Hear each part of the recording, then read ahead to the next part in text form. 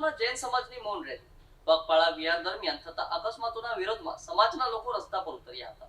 સાધુ સંતોની સુરક્ષા માટે કડક કાયદો અને દોષિતોને ફાસ્ટ ટ્રેક કોર્ટ દ્વારા સજા કરવાની માંગ ઉઠી હતી। સુરત શહેરમાં જૈન સમાજ દ્વારા મૌન રેલીનું આયોજન કરવામાં આવ્યું હતું। પગપાળા વિહાર દરમિયાન થતા અકસ્માતો અને તેમાં સાધુ સ્વાધીઓના થઈ રહેલા મૃત્યુના વિરોધમાં મોટી સંખ્યામાં સમાજના લોકો એકત્રિત થયા હતા।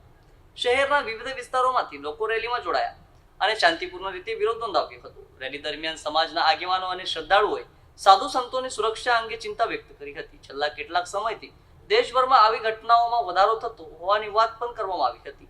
જૈન સમાજે આવા કેસોમાં ફાસ્ટ ટ્રેક કોર્ટ દ્વારા ઝડપી સુનાવણી કરી દોષિતોને કડક સજા કરવાની માંગ ઉઠાવી હતી। સાથે જ સાધુ સ્વાધીઓની સુરક્ષા માટે ખાસ કાયદો બનાવવાની માંગ પણ કરવામાં આવી હતી। રેલી દરમિયાન લોકો હાથમાં બેનરો લઈ સૂત્રો સાથે શિસ્તબદ્ધ રીતે આગળ વધ્યા હતા। समग्र कार्यक्रम शांतिपूर्ण और भक्तिमय माहौल में पूर्ण थयो हतो। मेरा नाम बीना जैन है और सभी को सादर जय जिनेंद्र।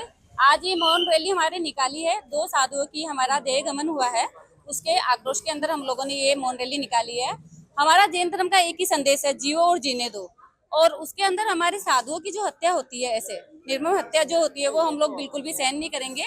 और हमको यही है कि हमारे साधु है, हमारे जैन धर्म के प्रति हमको सपोर्ट मिले, सुरक्षा मिले, इसी के लिए हम लोग ने आज ये मौन रैली निकाली। आज सवारे समस्त सकल जैन समाजना माध्यमथी 8:30 कलाके सरगम शॉपिंग सेंटर थी एक विशाल मौन रेलीનું આયોજન કરવામાં આવ્યું હતું।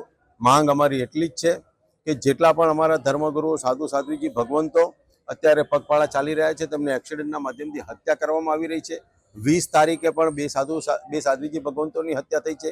ગઈકાલે પણ ચોટીલા નજીક એક સાધુ ભગવંતની હત્યા થઈ છે। આ તમામ જે હત્યારાઓ છે તેઓને શોધી કાઢવામાં આવે, તેમની પાછળ કડક કાયદાથી કાર્યવાહી કરવામાં આવે, તેમને કાયદાના માધ્યમથી એવી કડક કાર્યવાહી આવનારા દિવસોની આવી પ્રકારની કોઈ નવી ઘટના ન બને તે પ્રકારની માંગ સાથે આજે અમે આવ્યા છીએ।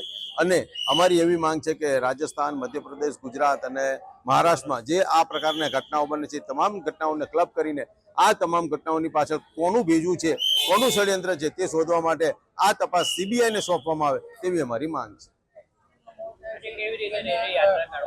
રેલી મૌન રેલી હતી, પગપાળા રેલી હતી। सरगम शॉपिंग सेंटर थी निकलेली आ रैली आज कलेक्टर कचेरी खाते पूर्ण थी।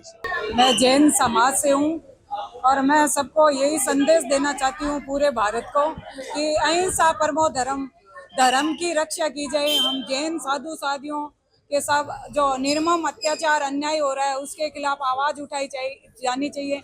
मैं चाहती हूँ, हम शांति चाहते हैं और जैन हम लोग कुछ नहीं चाहते हैं। हमें सबको सुरक्षा और शांति चाहिए और शांति से ही हमारी सुरक्षा हो, यही हमारा विनम्र निवेदन है हमारे समाज से और हमारे प्रधानमंत्री जी से। जय भारत, जय महावीर।